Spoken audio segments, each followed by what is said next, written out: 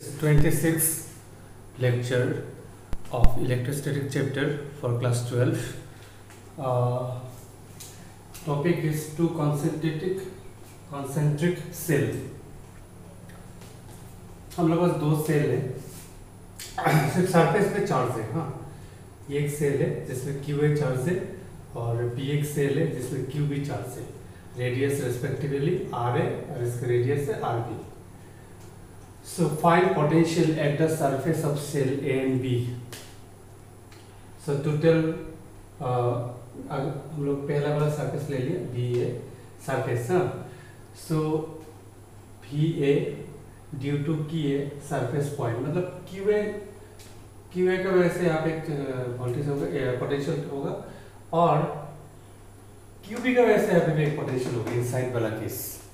मतलब ना यहाँ पे कौन सा वाला केस लेना है, जैसे हम लोग का एक आपका स्फीयर है, इसमें सरफेस में चार्ज है, तो सरफेस में चार्ज अगर क्यू है तो अगर आर ये रेडियस है तो किसी भी अगर पोटेंशियल कितना होगा क्यू के क्यू बाय कितना होगा आर।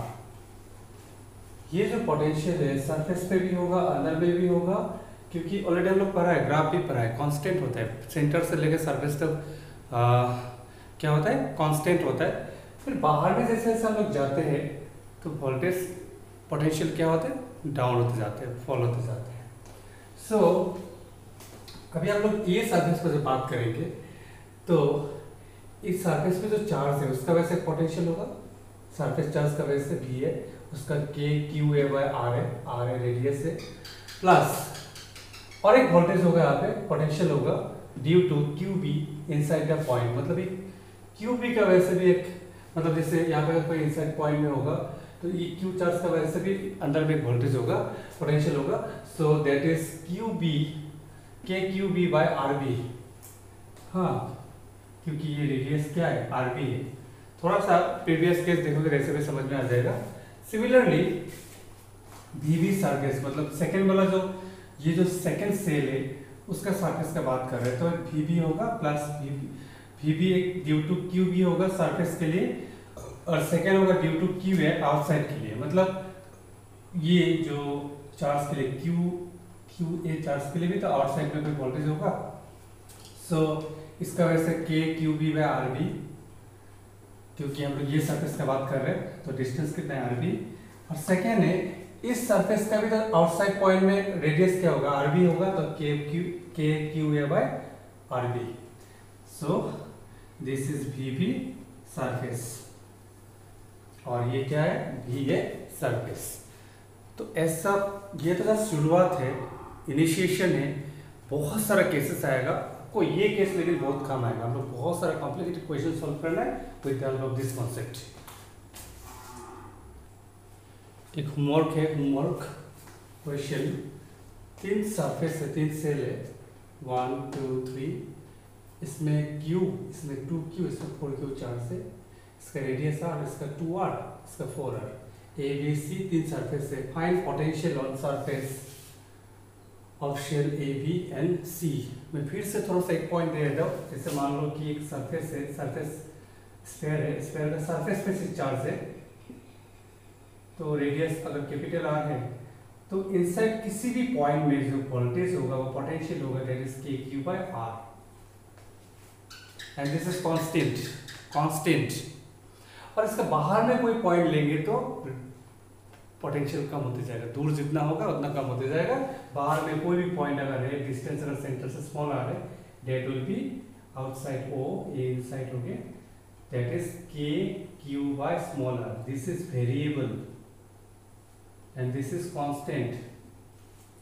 तो इस केस में मैं थोड़ा सा हिंट देता हूँ। जैसे ये सरफेस के लिए निकालना है तो इसका चार्ज का वैसे होगा, इसका वैसे भी होगा, इसका वैसे भी होगा, फिर इसके लिए निकालने के लिए इसका खुद का एक होगा, इसका वैसे होगा, इसका वैसे होगा, ये आउटसाइड हो जाएगा, इनसाइड हो जाएगा। फिर इसके लिए निकालने के लिए इसका आउटसाइड वाला होगा, इसका आउटसाइड होगा, इसका खुद का सरफेस का होगा, तो सब मिला के तीनों सरफेस के निकाल के आप व्हाट्सएप करो। सो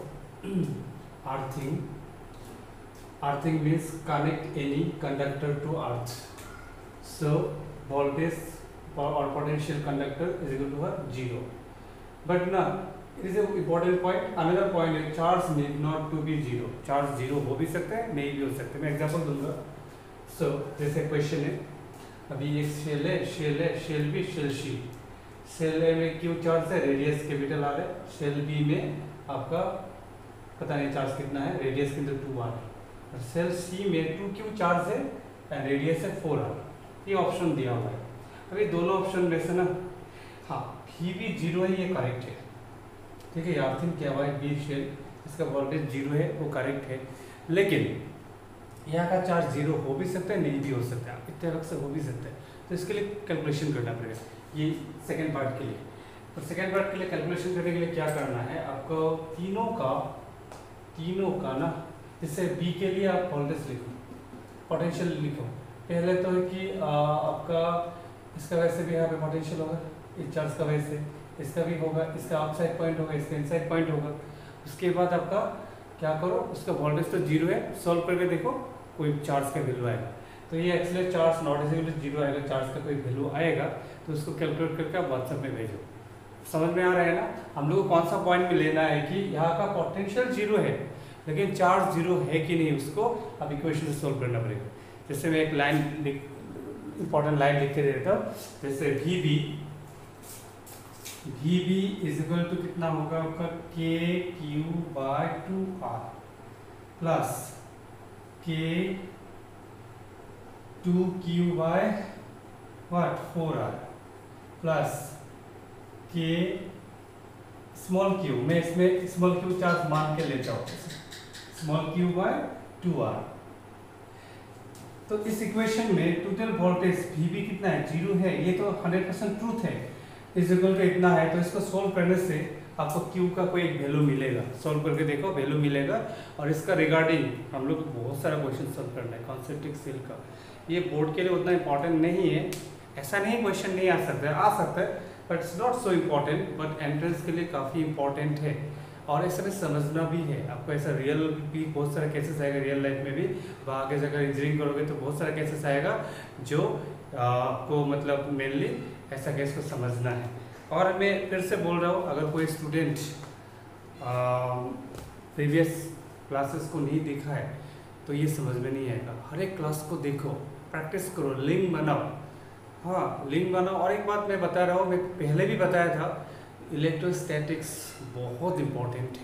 और ये समझने के लिए ओवरऑल हर एक चीज़ को आपको समझना होगा, ब्रेक करके नहीं कर सकते. हर एक पॉइंट को, electric charge, properties of charge, electric force जो वेक्टर क्वांटिटी है, उसके बहुत सारा केसेस मैंने बताया था. फिर इलेक्ट्रिक फील्ड का भी बहुत भास्ट केसेस, इंजीनियरिंग का भी कोई केस मैंने बता दिया था, लेकिन एंट्रेंस में आता है. एंड इलेक्ट्रिक फ्लक्स, फिर electrostatics potential. Electrostatic potential, electric flux क्या है, स्केलर क्वांटिटी है, स्केलर. एंड एक बात याद रखना, इलेक्ट्रिक फ्लक्स का जो एप्लीकेशन है, मतलब कॉस्ट लोगों एप्लीकेशन है, वो पार्ट भी काफ़ी इंपॉर्टेंट है. डाइलेक्ट्रिक कांस्टेंट भी इंपॉर्टेंट है. फिर अभी हम लोग ये पोटेंशियल और 1-2 लेक्चर में ख़त्म हो जाएगा. उसके बाद कैपेसिटर स्टार्ट करेंगे. कैपेसिटर भी काफ़ी क्या होगा, इंपॉर्टेंट होगा.